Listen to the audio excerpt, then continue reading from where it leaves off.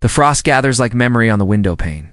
His faint breath, a blur, then stillness again. Behind the glass, a man watches a world draped in white silence. Snow falls, not in chaos, but with the quiet tyranny of order. No wind, no birds, no footsteps in the street, only the cold and the hum of something unspeakable beneath it. He does not move, because movement implies purpose, and purpose, in this moment, feels like a lie. We are told to chase warmth, the glow of affection, the shelter of belonging, the soft gravity of approval. But warmth, for many, has become a cage. A carefully padded prison built by the hands of fear. Fear of being unloved. Fear of being misunderstood. Fear of standing alone in the snow with no hand to hold. Yet here, in the absence of comfort, something else emerges. Something ancient. Something true, Nietzsche once wrote. He who has a why to live can bear almost any how. But few speak of the cost of finding that why. The shattering, the excommunication from the herd. The slow, brutal unveiling of all the illusions you once wrapped yourself in like a blanket. Outside, the snow doesn't care if you exist.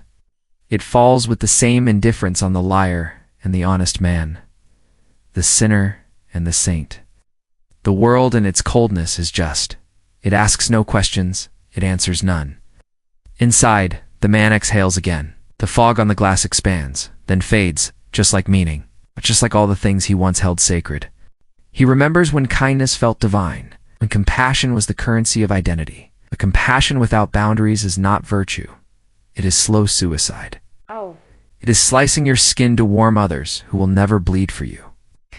Nietzsche called it the slave morality, that twisted ethic that rewards submission, self-erasure, and weakness disguised as virtue. It teaches us to serve even those who would gut us, to forgive the unforgivable, to bow when we should become sword. Jung, too, warned of this, that the persona, the mask we wear to survive, can consume the soul if left unchecked. We become what others need, what others praise, until we forget what we are beneath it, and beneath it is the shadow. Not evil, not corruption, but truth raw, unfiltered, terrifying. Right? The man steps back from the window. He walks through a quiet room. The fireplace is cold, the books unopened, the clock's frozen. He passes a mirror. But this time, he looks not just at the reflection, but into it. His eyes are not soft anymore. They are ice, not cruel, not bitter, just awake. The mirror whispers what no friend dares say. You were not born to be palatable. You were not born to be liked. You were born to see clearly. And clarity in this world is a curse few survive. Alan Watts once said, "The ego is a social institution with no physical reality." And now, stripped of social reward, stripped of warmth, the man sees how hollow the ego truly was. He was never this name, this job, this reputation. These were coats he wore in a world addicted to performance, but now he is naked, in the cold, and strangely, he is not shivering. Outside the snow continues. But now it is beautiful, because beauty is not in comfort, it is in clarity. He pours a glass of water, cold, still, clear. There is no need for heat anymore, not in this mind, not in this soul. The death of comfort is not despair, it is deliverance. It is the first severing of the cord that ties you to the herd. It is the silence that speaks louder than applause. The solitude that whispers deeper than sermons. It is not numbness, it is not emptiness, it is stillness. And in that stillness, cold logic is born. Not the logic of spreadsheets or equations, but the logic that burns through delusion. The logic that says, I will no longer lie to myself just to be loved. I will no longer bleed just to belong. I will no longer warm the hands of those who would freeze my soul. The man opens the door. Snow rushes in like revelation. He does not flinch. He does not wait. He steps out into the white, into the silence, into the cold. Because this is where the real journey begins. Not with rage, not with revenge, but with refusal. Refusal to live half awake. Refusal to be shaped by those who fear their own depth. Refusal to carry the warmth of lies into the fire of truth. This is not death. This is birth. It's a brutal birth of sovereignty, and the frost-laced window is behind him now. The furnace of illusion. A thick fog drapes the town like a veil, not the kind that hides, but the kind that pretends to reveal. You walk down a narrow stone street. Each house you pass radiates a golden warmth, light spilling through the curtains like honey on cold glass. You hear faint music, muffled laughter, the clink of plates, the sound of comfort. But every door is closed, every window locked, and the people inside, though smiling, never meet your eyes. They turn away, not in cruelty, but in quiet desperation, as if seeing you might remind them of something they've worked hard to forget. This is the town of belonging, a place where everyone wears masks so well, they've forgotten their real faces, and here warmth is a weapon. You were born into this furnace, wrapped in stories so soft, they smothered the breath of truth. Tales of what a good person does, what a normal life should look like, what you must sacrifice to be loved. You learned early to smile when sad, to apologize for thinking too deeply, shrink your soul to fit the small boxes others called home.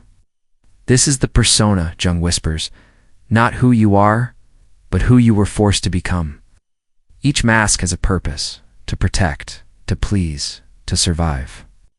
But what is the cost? A boy is taught to be obedient, not honest.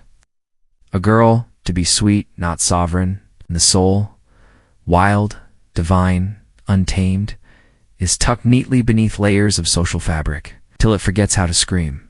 The fog thickens. You stand before one of the glowing houses.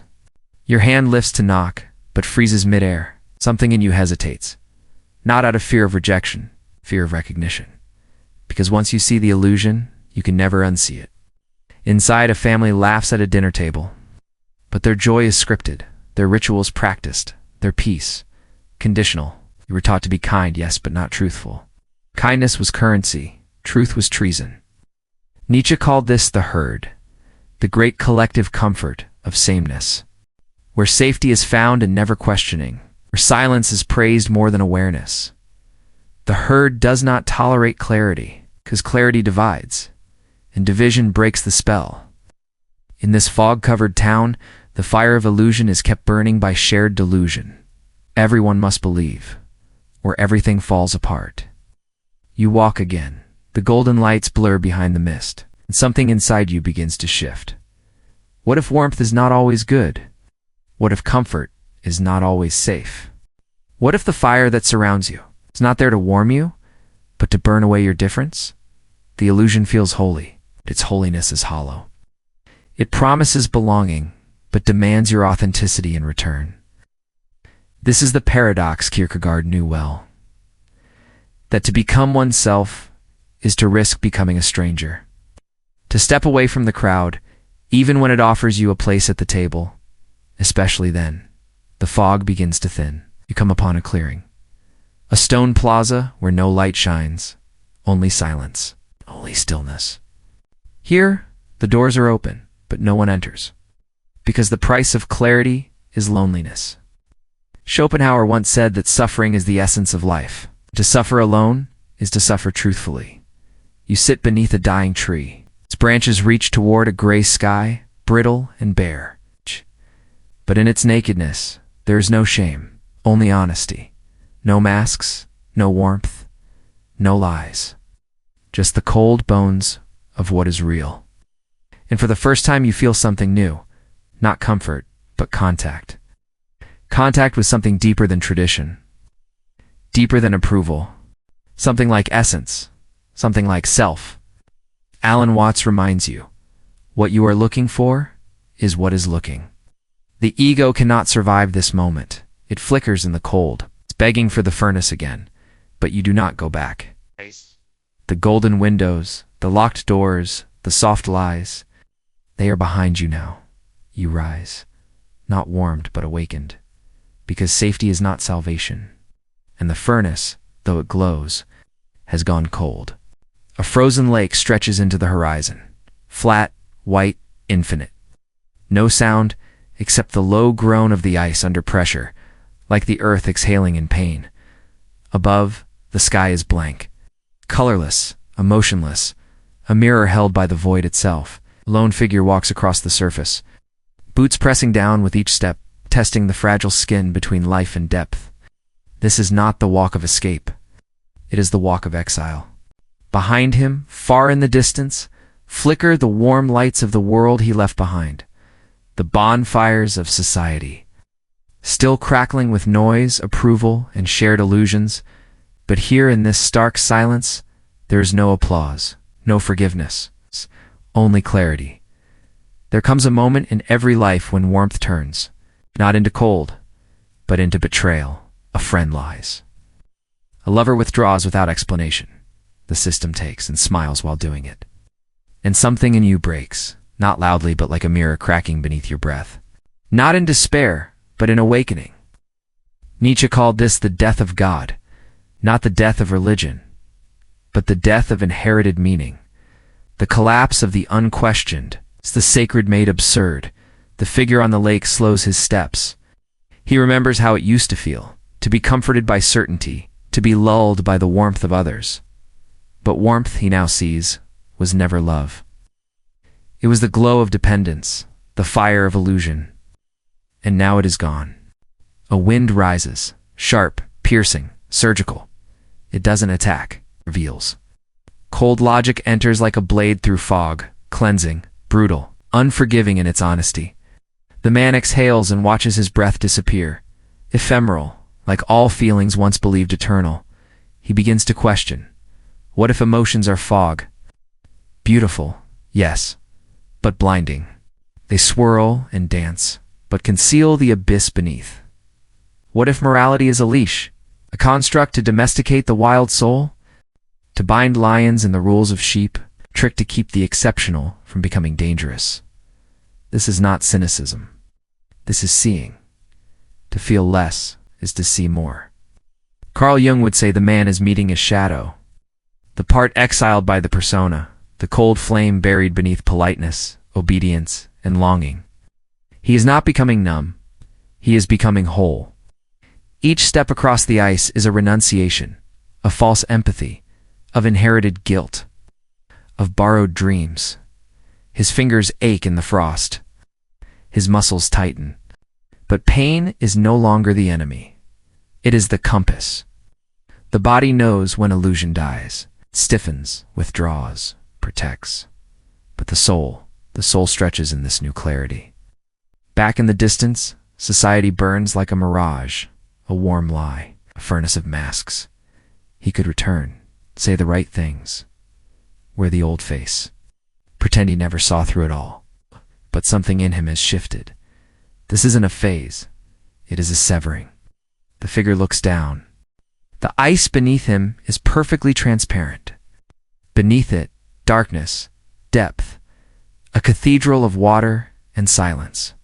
He sees his reflection, faint, fractured, not soft, not angry, just still. Kierkegaard would call this inwardness, the sacred loneliness of truth, a place where despair becomes a teacher, where the paradox is clear. To truly live, you must first die to everything you were told to be, Schopenhauer might say. Solitude is not a punishment. It is the natural condition of awakening. To suffer with eyes open is to become free. And Alan Watts would whisper through the wind, there is no self to defend, only patterns, only consciousness playing a role. Now, the role is ending. The figure keeps walking. Ahead there is nothing. No path, no signs, only space. But that space is honest. In it, he can build again. Not on sand, not on stories, but on what remains, after comfort is stripped, after illusion is burned, after faith is shattered. It is terrifying and liberating. He smiles, not from joy, but from recognition. This is not death. It is the beginning of form, of shape, of something that belongs to no system, no ideology, no approval, only to the self that survives. And that self has ice in its veins. The knife of clarity there is a stone room, circular, silent. Its walls are lined with mirrors. Old and uneven, their glass warped like memories left too long in the mind. There is no sound in this place, no wind, no voice, no echo, only breath, yours. You stand in the center, alone, but surrounded. Each mirror holds a version of you, not imagined, but lived. Fragments frozen in time. It's a pleaser, always smiling, always bending. The victim, arms crossed, always waiting to be heard again. The dreamer, eyes lifted, feet never grounded. The coward, avoiding the gaze of all others. They are all you, all real, all once necessary. You spent your life feeding them, making them strong, wearing them like armor. But now they surround you like ghosts, too proud to rest. And in your hand, a blade, not of violence, a vision. This is the knife of clarity. Its edge is not steel. It is silence, sharpened by solitude. Forged in the frost of awakening, coldness, you realize, is not cruelty. It is precision. A fire consumes, a knife defines. Carl Jung called this moment individuation, the slow death of the persona, the shedding of false selves, the descent into the shadow to reclaim what was hidden. But to reclaim the self, you must kill the illusion of self. Your eyes meet one of the mirrors. The pleaser flinches first. He begs with a grin. Wants to be liked? Wants to be safe? You raise the knife. And with one slow breath, you cut the cord. Not violently, but cleanly. He disappears. No scream, no drama, just absence, like fog lifting. Another reflection. The victim calls to your pain, to the stories you told yourself to make suffering feel noble. But pain without growth is not wisdom. It is addiction. The knife moves again. Each severing makes the room colder, quieter. More real, you cut away the coward who always asked for permission. You cut away the dreamer who refused to act. With every cut, you shrink, not in spirit, but in illusion. The weight of identities you once thought were you begins to lift. Friedrich Nietzsche would call this becoming the Bermensch, the one who does not inherit meaning, but carves it from the stone of reality. To become him, you must lose everything you borrowed, every belief that was handed down like a mask. It's every value you adopted to be accepted. It's every reaction that was never really yours. This is not detachment from emotion. This is purification of it. Feelings are no longer commands. You don't obey anger. You listen to it. You don't worship love. You question it. You don't drown in sadness. You trace its source. Like a stream that leads somewhere forgotten, emotions become signals, not stories. They move through you, not into you. Alan Watts once said, "The more you try to make yourself real, the more you feel like a fake." Now you stop trying. You stop performing. You stop apologizing for not being what others want. You simply observe. Still clear, the mirrors dim. One by one, the reflections vanish until only one remains, not a mask. Not a copy, just you, tired, empty, but true. You drop the knife, not because you're done, but because the real you needs no weapon. You walk to the last mirror. Your hand touches the surface. There's no resistance, no glass, just space, and then passage. You step through into something colder, but cleaner. A place where speech becomes rare, where actions are deliberate, where silence speaks with more power than opinion ever could. This is not numbness, it is refinement. Like a blade honed so sharply it no longer needs to swing to make its presence felt. You begin to speak less. You begin to listen more. You feel deeper, but less often. It's because you no longer chase every emotional spark. You wait for fire worth feeding, Schopenhauer would say. You have become acquainted with the silence beneath desire. You stopped being pulled by everything because you've started standing in something solid. And Kierkegaard, he would call this the paradox of becoming. That to truly live, you must die to all that kept you warm but empty. You are not dead inside. You are alive in a new way. Sharper, leaner, awake. A foggy morning, the world breathes, but you don't move. You stand at the edge of a crumbling plaza, surrounded by flickering neon signs and the babble of voices chasing each other into static.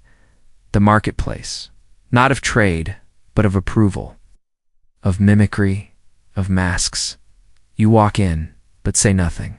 No smile, no explanation, no performance. Your silence cuts through the noise like a blade through velvet. They turn to you, not with curiosity, but irritation, because silence offends the noisy. Stillness alarms the restless. And in this refusal to perform, you become a threat.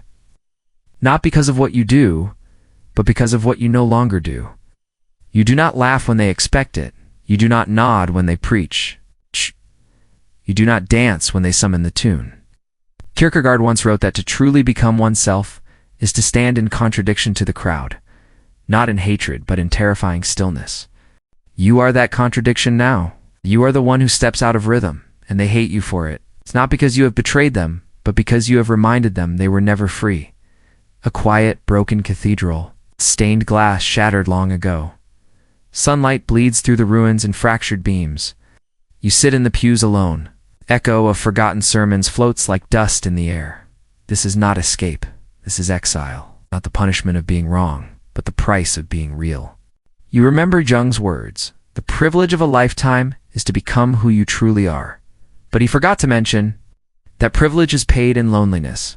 The screen shifts. Long hallway of mirrors. Each reflection shows you differently. In one, you're smiling, agreeable. In another, defensive, eager. Elsewhere, angry, afraid, charming, broken, perfect, masks, all of them. And then, at the far end of the hall, a mirror with no reflection at all, only a void. Step toward it. No crowd here, no witness, no need to pretend. Schopenhauer whispers in the stillness, suffering is the true teacher, and silence its closest companion. This is not numbness, it is awareness. A strange clarity in the absence of applause. You stop searching for comfort. You no longer need to be understood. Now, and slowly something shifts. Your presence begins to sharpen, not in volume, but in weight. You don't speak, yet they feel you. You don't argue, yet they react. You don't move, yet you unsettle. Why? Because you have left the stage, but remained in the room. You return. Same streets, same faces, same noise. But you are no longer in it. You move through it, unattached, unprovoked, undistracted.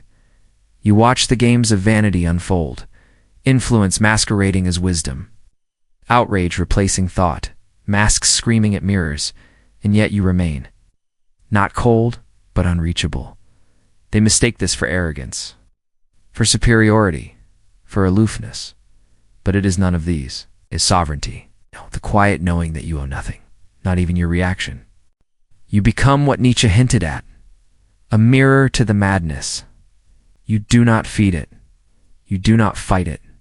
You reflect it. And reflection to those still hiding from themselves feels like violence. Trees whisper secrets to each other. The world grows dim, but not dark. You walk in silence. Each step is a meditation. You are not running. You are not chasing. You are being. Alan Watts once said, "Muddy water is best cleared by leaving it alone." You have left it alone, not out of apathy, but wisdom. Not to escape the world, but to see it, without distortion. And in that clarity, you've begun to feel something rare. Not pleasure, not even peace, but alignment. You no longer resist what is. You no longer cling to what was. You simply witness. In this quiet revolt, you've discovered something the crowd will never understand. You didn't kill your emotions. You refined them. You didn't reject humanity. You reclaimed it. From its noise, its guilt, its compulsions. You are not dead inside. You are deeply awake. And sometimes, to the sleepwalkers, awake looks like ice. But only because they've forgotten what truth feels like, when it no longer pleads to be believed. Then a final whisper.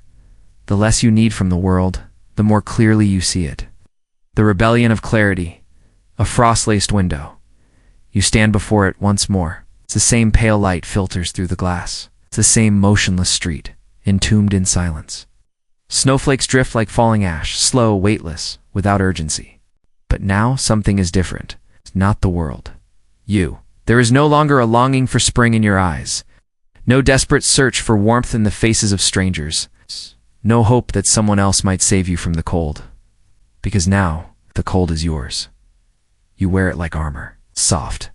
Slow piano plays under soft wind sounds. Narration calm. introspective. There is a strange kind of peace that follows the death of illusion, not joy, not excitement, but peace. Still, weighty, unshakable. You no longer chase warmth that burns you. You no longer explain your silence to those who fill theirs with noise. You no longer carry guilt for seeing what others won't. Carl Jung once said, "The privilege of a lifetime is to become who you truly are," but no one speaks of the cost. To become who you are, you must first face who you were pretending to be. And to strip off the persona, the mask that once won you love, is to invite a loneliness few can survive. You did. Cut to scene, a mirror fogged and cracked. You look into it, but the reflection doesn't mimic you. The mirror doesn't lie, but it doesn't always comfort. What stared back at you in the cave was not a monster, it was truth. Naked, brutal, shivering. The shadow you once feared now walks beside you, not behind. Jung called it individuation, reconciliation of light and dark, the merging of self with soul, but it felt like dying, because it was. The death of the agreeable mask, the death of being liked, the death of needing to be understood. Scene, a town square. The same people, the same fog, but you walk through now, slowly unfazed. Once, you sought to be seen. Now you move unseen, not invisible, but unbothered. You no longer bleed for those who never asked how you were still breathing. You no longer shrink your truth to make others comfortable in their sleep. Schopenhauer whispered this secret long ago. Solitude is not punishment. It is purification. And from it, something stronger is born. A presence, not loud, but undeniable. Your hand touches the frosted glass, not to escape, but to feel. The cold used to feel like death. Now it feels like focus. Kierkegaard would have called it inwardness. It's the descent into self, where paradox lives and breathes. You have become both flame and frost, silent and sovereign, still and awake. You speak rarely now, but when you do, your words do not try to please. They pierce, they heal. You do not help others to feel good. You help because it is right. You do not love to escape yourself. You love because you are full. And if that love is too intense for some, you no longer dilute it. You are not kind in the way the world understands kindness. You are not warm in the way the world begs for comfort. You are clear. And clarity, in a world addicted to noise, feels like violence. But Nietzsche knew this. He saw the herd and chose to leave it, not out of arrogance, but necessity. Because to see too much is to be cast out. He warned of the abyss. But he also spoke of the Bermensch, the one who dares to become their own light.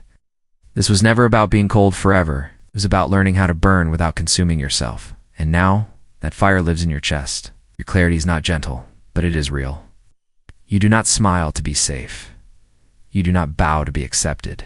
You no longer apologize for the sharpness of your vision. The truth is not warm, it is not kind, but it is yours. And in a world built on performance, to see clearly is the ultimate rebellion. You are not who you were. You are not who they needed you to be. You are not waiting to be saved. You are awake. The frost no longer bites, it sharpens. Silence no longer hurts, it speaks. The fire no longer rages, it guides. And now you no longer walk in search of light. You carry it, not for the world, but for the part of you that still remembers what it means to be alive, to become cold, to become unchained.